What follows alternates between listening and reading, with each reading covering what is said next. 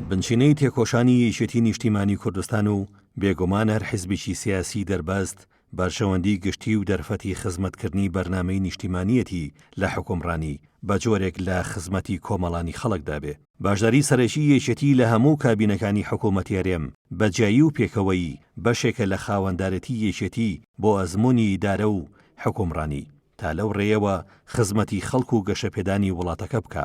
لە هەموو بەشداریەکاندا ئەولەویەتی هێڵی گشتی بەرژەوەندەکانی کۆمەڵانی خەڵک بووە.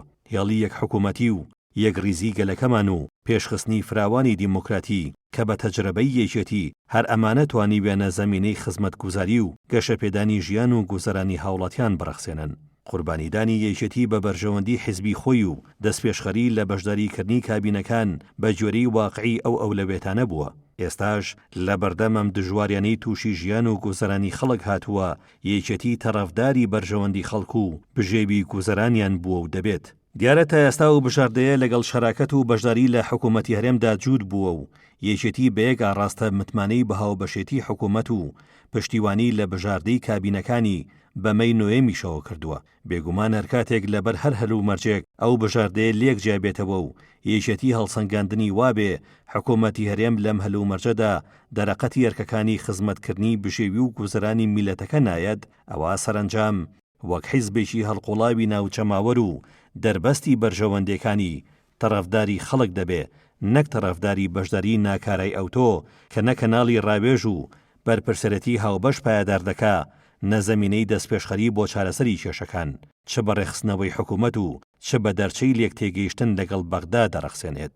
هەڵسەنگاندنی بابەتی ئەوەیە حیزبە دەربەستەکانی وەکو یەکێتی تا ئێستا خەیاری شاندانە بەر ئەرچی حکومی و بەرپرسەرەتی نیشتیمانی لە بەرچاو دەگرن.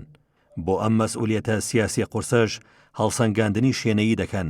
ئەمەش بۆ یەکێتی دەبێتە قوربانی سەرباری قوربانیدانەکانی تری تا ئەو کات و شوێنەی نرخی قوربانیەکە تەنها خۆی وەکو یەکێتیشی پەرۆش بیدات هەر نەیسە، بەڵام لەوە بترازێ و تا لێواری قوربانیدان بە خەڵکی و بێچارەمانەوەیان لە گوزەران و بژێویان بڕوات. ئەوە ئیستێکی جددی پێویستە بە تایبەتی قوربانی خەڵکی کوردستان لە ئێستادا.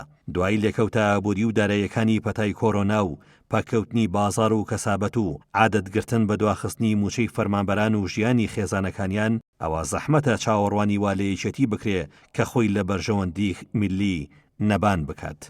هەڵسەنگاندنێکی گشتی بۆ کۆی دیمەنە سیاسەکەی چەند مانجی ڕابردووی دوای پێگەێنانی کابینە نوێم دەری دەخات کە هەوڵ و تەقەلاکانی یەکێتی بۆ لە باوەشگرتنی بژارە باشەکانی حکومڕانی بوو. لە هەموو تەقەلایەنەدا سیاسەتی یەکێتی نەرمونیان و بەشێنەی و کردنەوەی زیاد لە دەرگایەکی چارەسەر بوو. هەر لە پتەوکردنی بەشداری لە حکوومەتی تازە و پەرژینکردنی بەڕێکەوتنیکی سیاسی کە شەراکەت لە بڕیار و مەسئولیەت مەسۆگەر بکات تا چاوپۆشی لە تاواوکردنی استحقاقەکانی یەکێتی لە حکوومەت و دەرگاکانی کە هەرگیز یەکێتی لە استحقاقی هەڵبژاردن زیاتری داوا نەکردووە.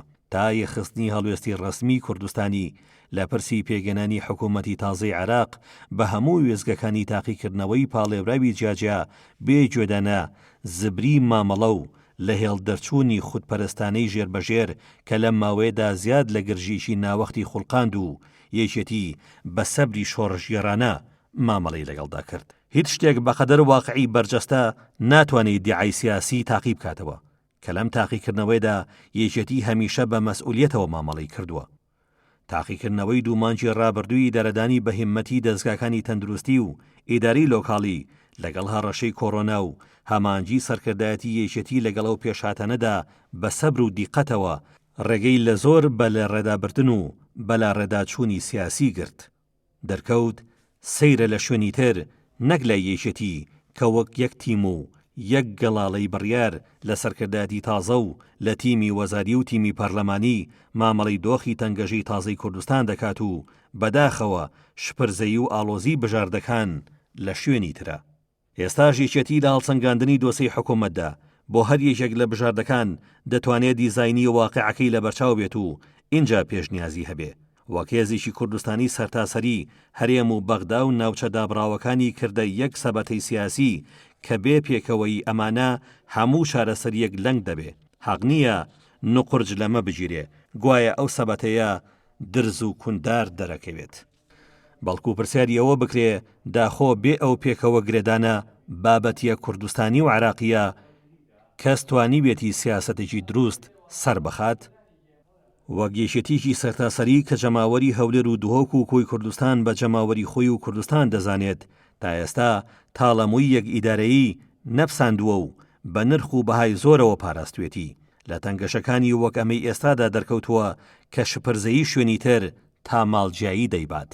وەک حیزبێکی واقعی یەکێتیی دیموکراتخواز و چاوتیژ و بەرچاوڕوون واقعی نفوزی سیاسی و دابەشبوونی کللتوری داری دەبینێت کە زادەی دەیان ساڵ پەرتەیی و کەرتیە تێزی لا مەرکەزیەتی ئیدارە و بەهێزکردنی ئیدارە خۆماڵەکانی گەڵاڵە کردووە لە بەرامبەر تەنگەشی نەخوازراوی دوو ئیدارەیی و لێکترازانی نیشتیمانی و نەتەوەییدا دەتوانێم تێزە دیموکرات و نیشتیمانی و نەتەوەییە بەرز بکاتەوە. بێگومان یەکێتی بۆ ئەمە خیتابێکی سیاسی ڕەوا و ڕەوان و ڕوونی دەبێت.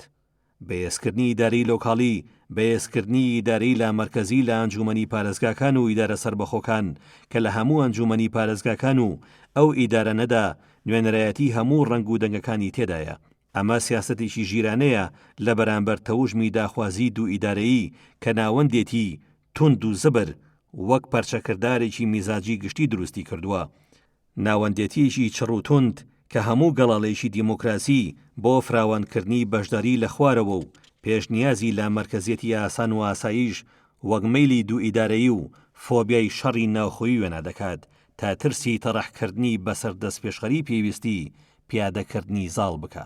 دەشێت لەم دۆڕیانەشدا ئەگەر و نەگەری کشانەوەی یەکێتی لە حکوومەت لە ڕێی سیاسەتی یەک تیمی ئێستایەوە ئەو واتاومانە نیشتیمانی و نەتەوەیەش ببەخشێ کە یەکێتی لە ڕێکشانەوەی لە حکوومەت و گەڵاڵەی بەهێزکردنی ئیدارەی مەحەلی شارەکان هەملای بەرژەوەندی خەڵک بگرێت و تەرەفداریان لێبکات و هەمیش لای دیموکراسی نامەرکەزی و هەم لای یەک حکوومەتی کوردستانی بگرێ. بێد و ئیدارەیی و ناکۆچی ناوخۆیی ناپەسەند چونکە کشانەوە لە حکوومەت ئەگەر بێتە پێشەوە مانای کشانەوە لە پرۆسی سیاسی ئیداری یەکگرتووی کوردستان ناگەێنێت. بیری کوردستانی و یەک ئیدارەی لە یەکێتی یەک بیرکردنەوەیە، بەڵام شێوەی گزارشکردن لێی لە سایی واقعی وڵات و ئەزمموی حکومڕانی و پێویستی دیموکراتیزەکردنی زۆرتر ڕەنگە و زیاد لە بژاردەیەکی هەیە. لەمانەوە بەدەستکێک چارەسەری نامەرکەزی یان کشانەوەی بێزویربوون و ڕەنگە تا دوای حکوومەتی تەنگەژەی نیشتیمانی بڕوە. ئەگەر بە بیرۆکی هەڵبژارنی پێشوەخت متور بەنەکرێ بۆنە، مەگەر ئێمە ئەزمموی دیموکراسی نین کە هەڵبژارنی پێشوەختیش یەکێک لە سیماکانیەتی